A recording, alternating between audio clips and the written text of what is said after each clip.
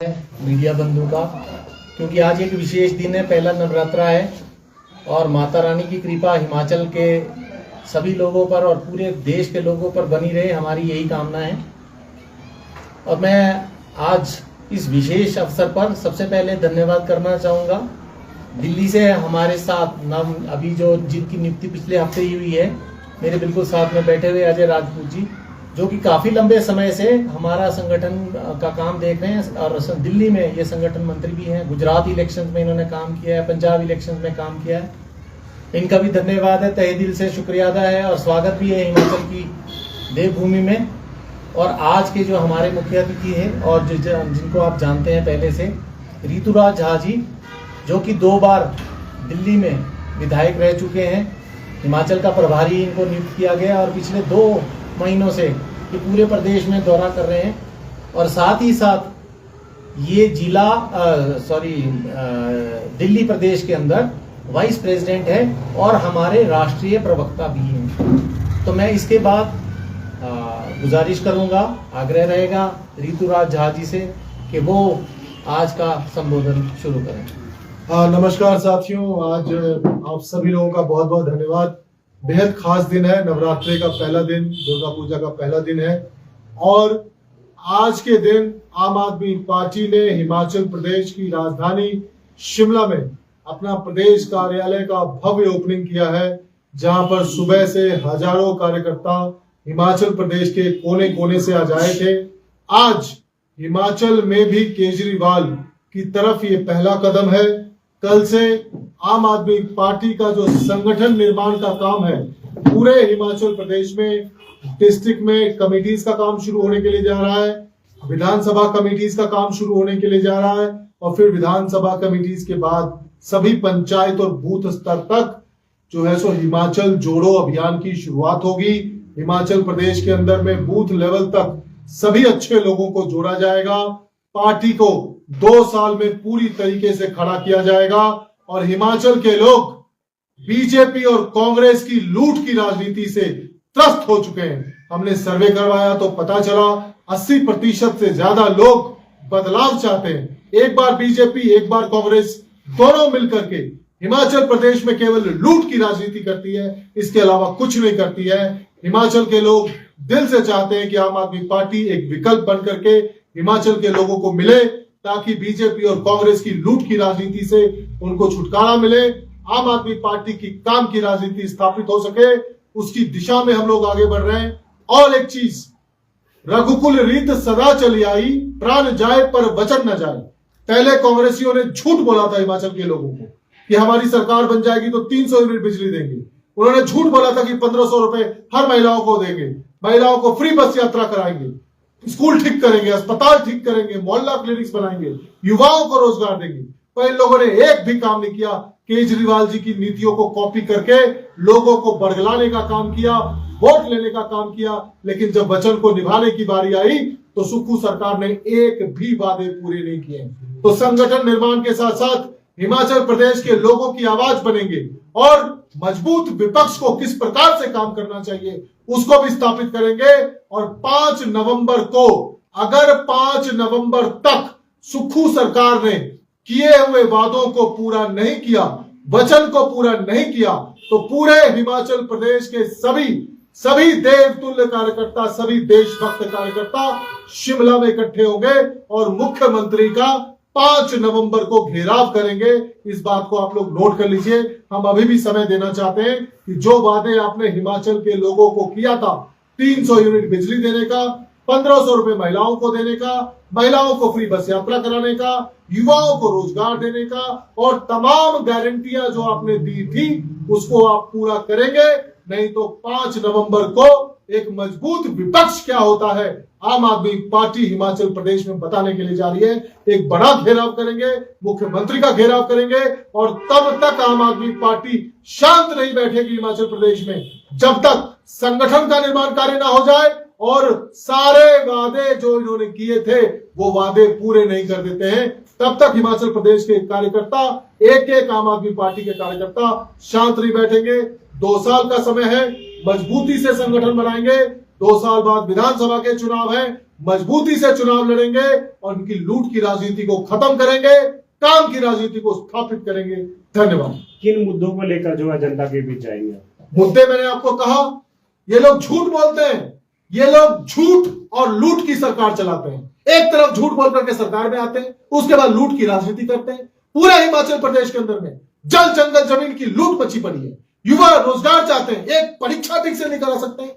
इतने शर्म आनी चाहिए लोगों को। एक वादे पूरे नहीं कर पा रहे। 300 यूनिट की बात करी थी और पहले से हिमाचल प्रदेश के लोगों को जो 125 यूनिट बिजली मिल रहा था वो भी बंद कर दिया।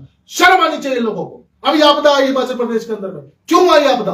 क्योंकि जल जंगल जमीन की लूट हो रही थी। आपने देखा व्यास और रावी नदियों के अंदर में लकड़ियां बह रही थी। वो लकड़ियां कहां से आई मैं पूछना चाहता हूं।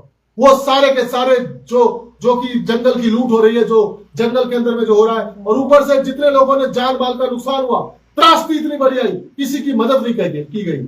यहाँ पर सेब के जो बागबान है वो परेशान है, उनका माल नहीं पहुंच पा रहा है। दूसरी तरफ वहां पर केंद्र में बीजेपी की सरकार बैठी हुई है, उन्होंने अमेरिका के डर से आकर के उन्होंने जो है सो टैरिफ हटा दिया, जिसके चलते अमेरिकी सेब सस्ता हो गया, हिमाचल का सेब महंगा हो गया। मैं ये पूछना चाहता हूं कि ये सरकार किसके लिए काम करती है? क्या हमारे किसानों का हित पहले देखना चाहिए या अमेरिका और विदेशी व्यापारियों का हित देखना चाहिए? तो तमाम मुद्दे हैं, लोकल मुद्दे हैं, इनको इनके वादे याद दिलाएंगे, इनको वचन याद दिलाएंगे, और यही कर्तव्य किसी भी पॉलिटिकल पार्टी के कार्यकर्ता का बनता है।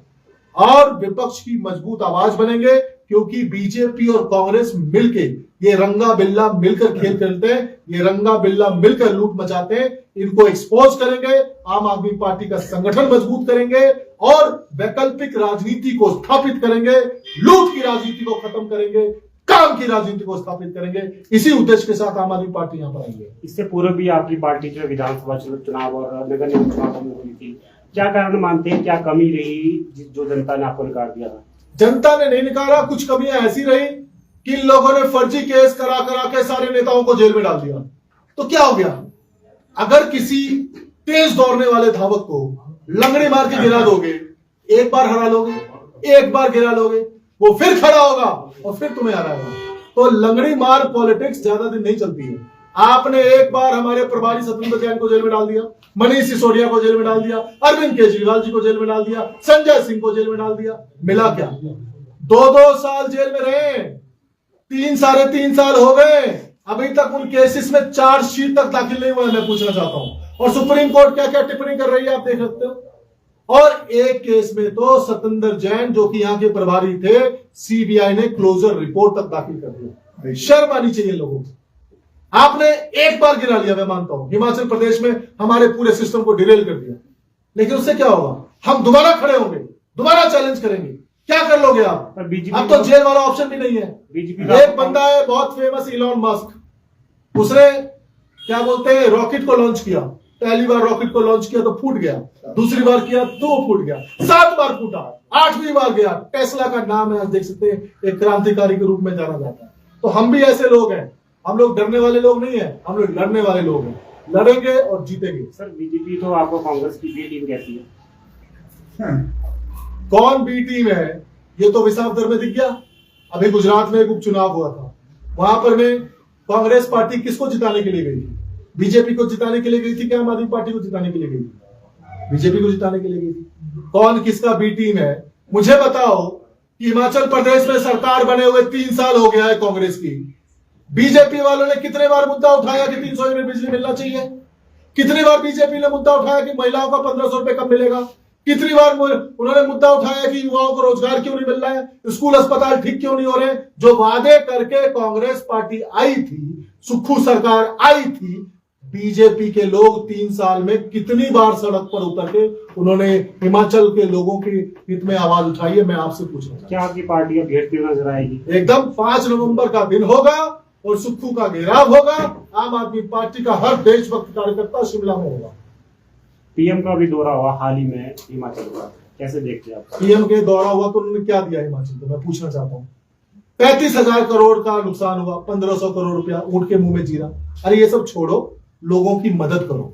जो लोगों का जान माल का नुकसान हुआ है, पंजाब में हमारी सरकार है, हमने बनाया ना, हमने कहा ना कि जितने भी जमीन में फसल था 20,000 रुपए क्या बोलते हैं, एकड़ के हिसाब से मुआवजा मिलेगा। जिसका मकान टूटा है उसका सर्वे चल रहा है। इसके साथ साथ जिसके खेत में जितना रेत होगा, जिसका खेत उसका रेत, वो उसको बेच करके पैसा कमा सकता है। तो सरकार ऐसी होती है, सरकार भी काम कर रही है, पार्टी भी काम कर रही है, कार्यकर्ता भी काम कर रहे हैं, नेता भी काम कर रहे हैं, क्योंकि इंसानियत से बड़ा कोई धर्म नहीं होता है। नर सेवा ही नारायण सेवा होता है। और ये हमने पंजाब में करके दिखाया। हिमाचल में क्यों नहीं हुआ? राहुल गांधी हिमाचल प्रदेश में जब त्रासदी हो रही थी तो राहुल गांधी मलेशिया में मसाज करा रहे थे। क्यों करा रहे थे भाई? क्यों घूम रहे थे वो मसाज कराते हुए? क्या बोलते मलेशिया में? क्या हिमाचल प्रदेश के लोगों ने कांग्रेस पार्टी को वोट नहीं दिया? क्या यहाँ पर में लोगों को उनकी जरूरत नहीं थी? क्यों नहीं आए यहाँ पर में वो? पंजाब गए तो जब त्रासदी खत्म हो गई, जब पानी डाउन हो गया तो हो गए ट्रैक्टर पे घूमने के लिए, फोटोशॉप कराने के लिए, वहां पे भी जाके कंट्रोवर्सी क्रिएट कर रहे थे। तो ऐसे नहीं होता है भाई। हिमाचल प्रदेश के नेता हवाई सर्वे कर रहे थे। अरे नुकसान हुआ है जमीन पे, हवा से क्या दिखता है मुझे तो आज तक ये समझ में नहीं आया। हमारे नेता तो जमीन पे थे, पानी में घूम रहे थे, बांध साहब बीमार तक हो गए। ऐसे लोगों की सेवा की जाती है।